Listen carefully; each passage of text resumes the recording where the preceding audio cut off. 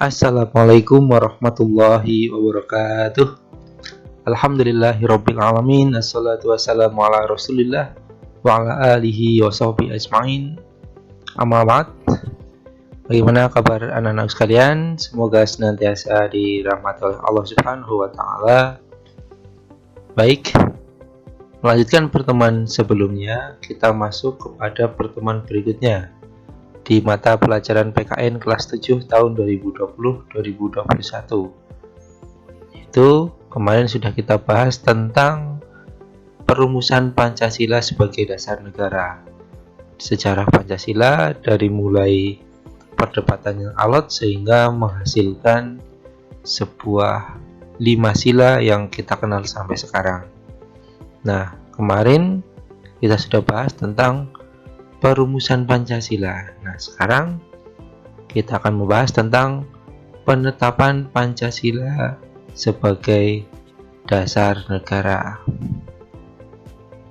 Kalau kemarin sudah dirumuskan, sekarang tinggal ditetapkan.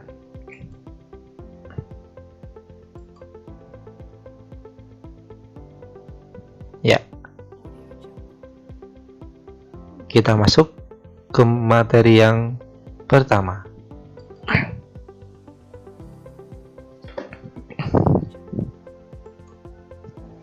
Penetapan Pancasila sebagai dasar negara.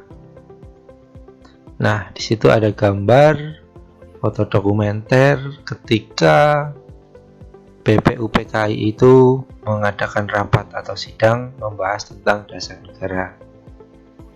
Betapa luar biasanya para pendahulu kita, mereka dengan semangat, dengan gigih, tanpa pamrih, berusaha keras untuk negara kita ini merdeka.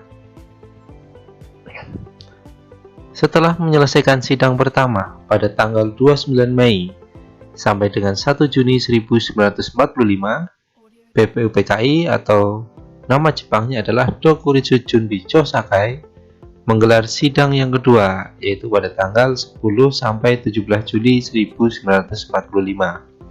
Adapun hasil pembahasan dalam sidang tersebut adalah: yang pertama, pernyataan Indonesia merdeka. Yang kedua, pembukaan Undang-Undang Dasar. Yang ketiga, batang tubuh Undang-Undang Dasar yang konsepnya diambil dari Piagam Jakarta. Nah, di sidang kedua BPUPKI ini membahas 3 hal tadi, yaitu tentang pernyataan Indonesia merdeka, pembukaan Undang-Undang Dasar, kemudian batang tubuh Undang-Undang Dasar yang konsepnya diambil dari Piagam Jakarta.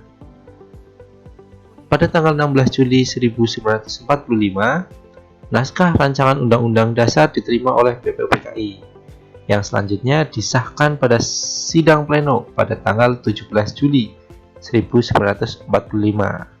Sehingga pada tanggal tersebut selesailah tugas BPUPKI. Jadi setelah sidang dari tanggal 10 sampai 15 Juli, tanggal 16-nya hasil naskah diserahkan oleh BPUPKI, kemudian tanggal 17-nya diterima atau disahkan oleh BPUPKI, sehingga selesailah tugas dari BPUPKI.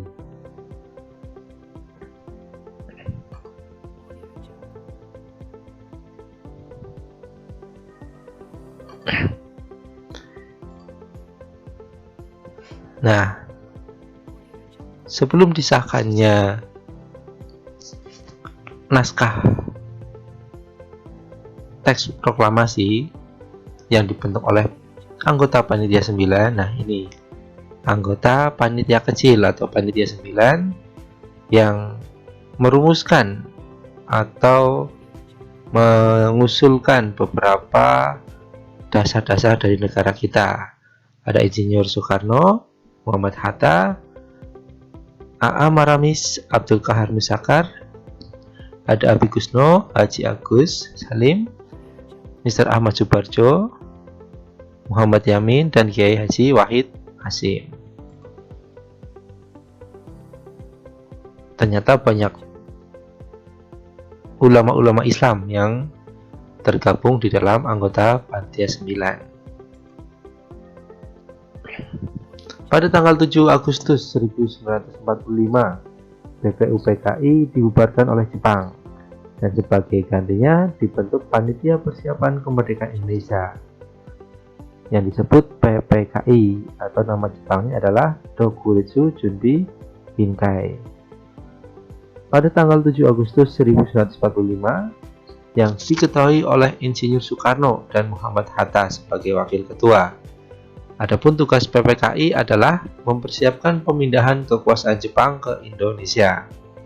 Jumlah anggota PPKI itu ada 27 orang, lebih sedikit dibandingkan BPUPKI yang anggotanya sampai 70 orang. Kemudian, pada tanggal 17 Agustus 1945, bangsa Indonesia memproklamirkan kemerdekaannya. Kemudian pada tanggal 18 Agustus 1945, PPKI kembali melaksanakan sidang dengan keputusan sebagai berikut.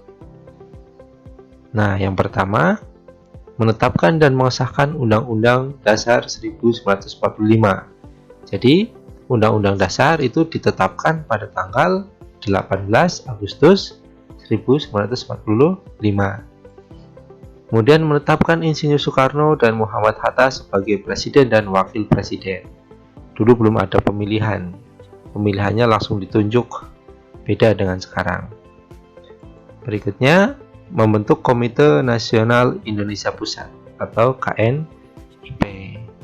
Nah, itulah perjalanan Pancasila dari mulai perumusan sampai dengan penetapan.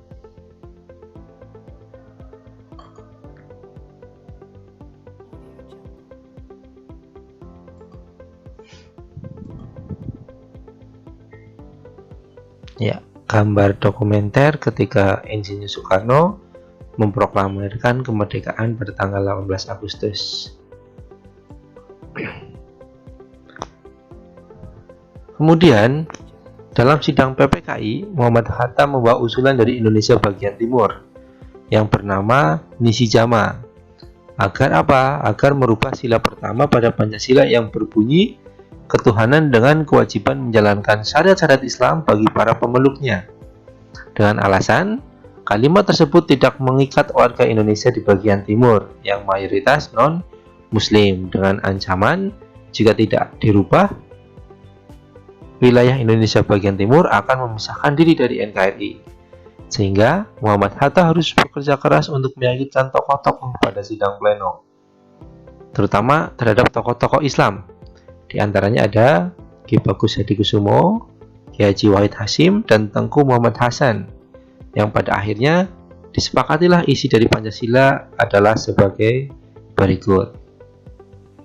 Ketuhanan yang Maha Esa, kemanusiaan yang adil dan beradab, persatuan Indonesia, kerakyatan yang dipimpin oleh hikmat kebijaksanaan dalam permusyawaratan perwakilan, yang terakhir, keadilan sosial bagi seluruh rakyat Indonesia.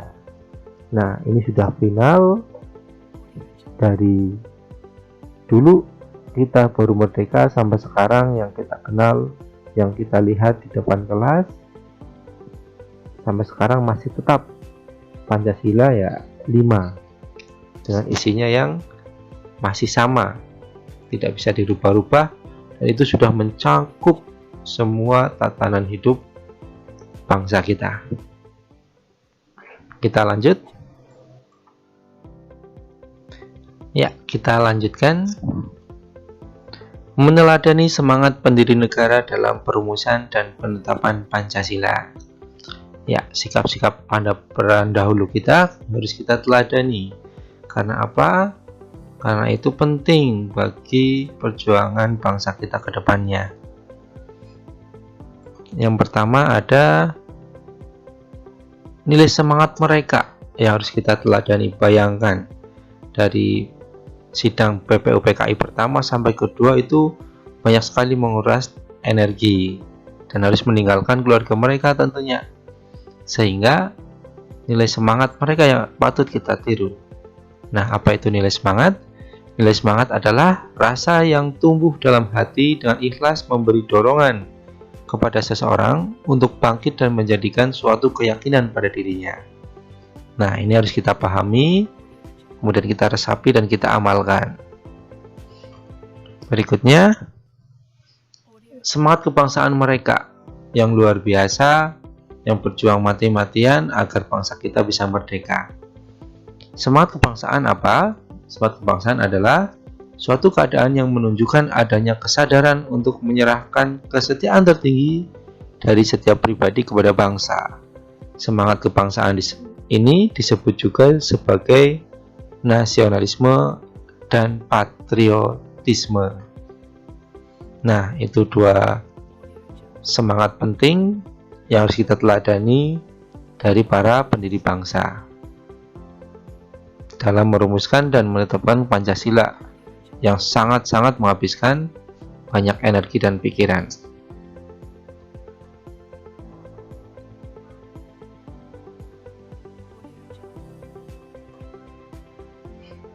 Pengertian sikap nasionalisme. Nah, apa sih nasionalisme itu? Ya, sering kita dengar kalimat ini, tetapi kadang kita menerjemahkannya berbeda atau susah diterjemahkan. Maka dari itu, kita akan bahas dalam pertemuan kali ini. Ya, pengertian nasionalisme itu ada dua, dalam arti sempit juga dalam arti luas.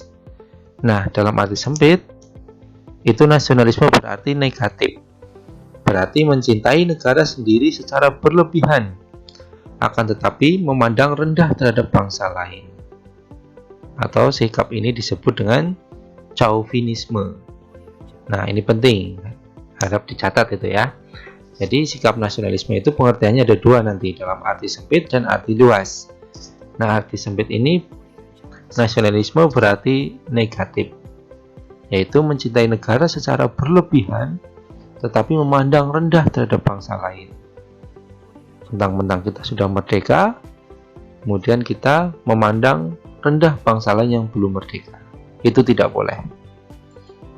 Kemudian yang kedua dalam arti luas atau nasionalisme positif, berarti mencintai negara sendiri dan tidak memandang rendah terhadap bangsa lain. Inilah sikap yang harus kita kerjakan atau kita lakukan, ya.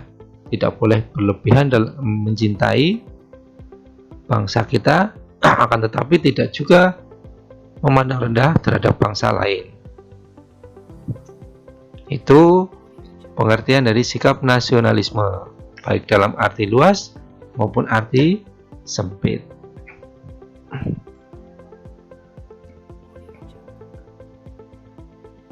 Ya, berikutnya nilai-nilai yang terkandung dalam nasionalisme.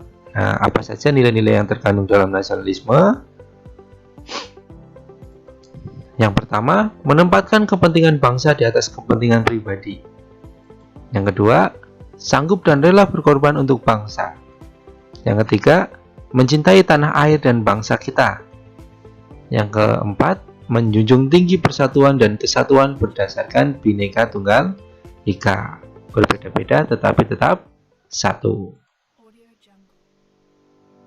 Yang kelima, memajukan pergaulan untuk meningkatkan persatuan dan kesatuan. Itulah nilai-nilai yang terkandung dalam nasionalisme.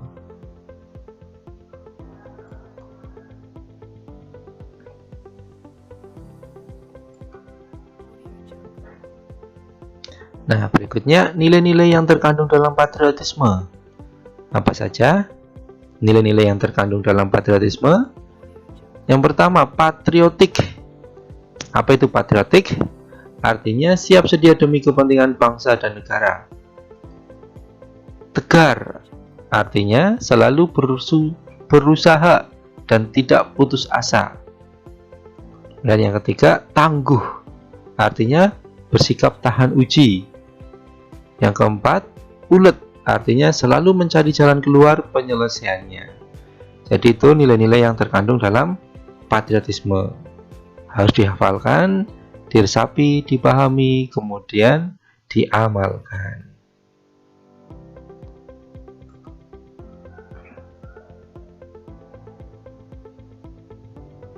Selanjutnya, nilai-nilai yang terkandung dalam jiwa dan semangat 45. Nah, apa saja nilai-nilai yang terkandung dalam jiwa dan semangat 45? Yang pertama, pro patria dan primus patrialis, yaitu mencintai tanah air dan mendahulukan kepentingan tanah air. Yang kedua, jiwa solidaritas, yaitu kesetiakawanan masyarakat dalam memperjuangkan kemerdekaan. Itu yang sekarang sudah mulai luntur. Makanya mari kita semua eratkan kembali jiwa solidaritas kita. Yang ketiga, jiwa toleran antar agama, suku, budaya, suku, antar golongan, dan antar bangsa. Yang keempat, jiwa tanpa pamrih dan tanggung jawab. Yang terakhir, jiwa kesatria dan tidak mengandung balas dendam. Itulah nilai-nilai yang terkandung dalam jiwa dan semangat 45 para pahlawan kita, yang patut kita teladani, patut kita tiru. Ya, kita lanjutkan.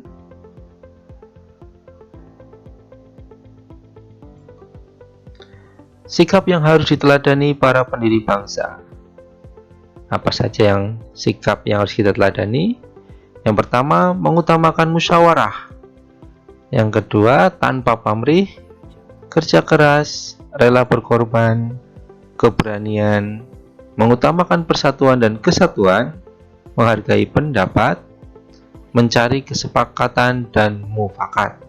Itulah sikap yang harus diteladani para pendiri bangsa, yang pada saat itu mereka beradu argumen, berdebat, kemudian mencurahkan pikiran mereka untuk kemerdekaan bangsa kita.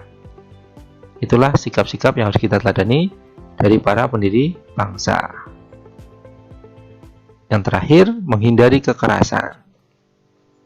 Nah, silakan dipahami, diresapi, dan diamalkan.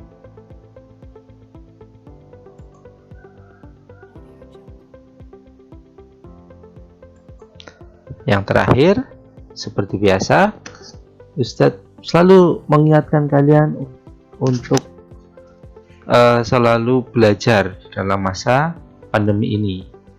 Yang pertama, tetap semangat belajar di rumah. Jangan lupa setelah sholat sisipkan doa agar pandemi ini segera berakhir sehingga kita bisa bersekolah kembali. Yang ketiga, senantiasa cuci tangan pakai sabun. 4. Hindari bepergian jika tidak terlalu penting. Pakailah masker dan bawalah hand sanitizer kemana kita pergi.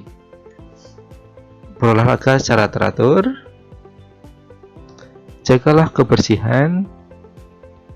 Bantulah pekerjaan orang tua di rumah. Sholat duha jangan sampai lupa. Tadarus Al-Quran dan tahfiznya jangan sampai lupa, harus ditambah dan ditingkatkan. Itu saja, semoga bermanfaat apa yang sudah Ustaz sampaikan. Barakallahu fikum, billahi taufiq wal hidayah. Wassalamualaikum warahmatullahi wabarakatuh.